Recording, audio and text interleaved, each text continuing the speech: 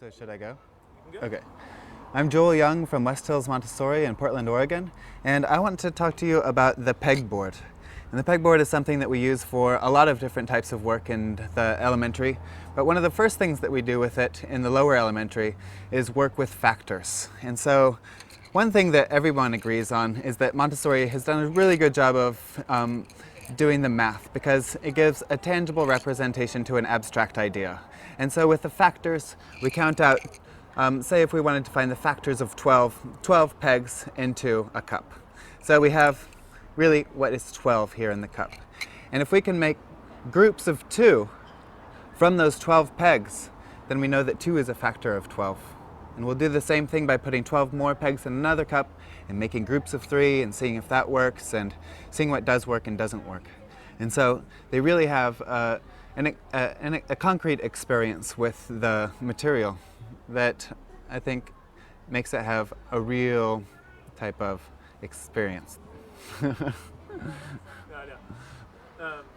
Why don't you talk for a moment about maybe the age group that this work would be done with, and maybe some of the work you would be doing before that would lead up to this? Okay.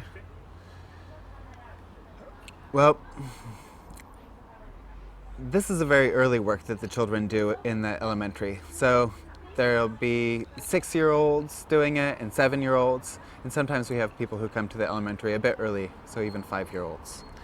It really lays a foundation for the work that they'll be doing later on, finding prime factors, and just the experience with the material itself, knowing where it is in the room and how it works, will lend itself to later work doing square roots, which is also done with the same material.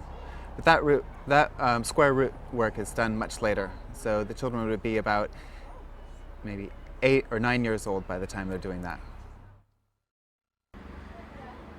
So in the elementary, it really builds on a foundation that's laid in the primary. And in the primary, the children are first introduced to the decimal system, so our base 10 number system.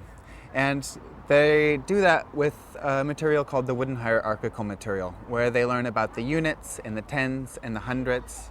And those materials are color-coded. So the units are green, and the tens are blue, and the hundreds are red.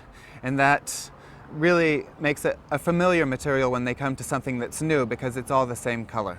And so we use that for doing division and multiplication and even addition and subtraction. And so you can see that in the factors work because it has the same colors that the wooden hierarchical material were.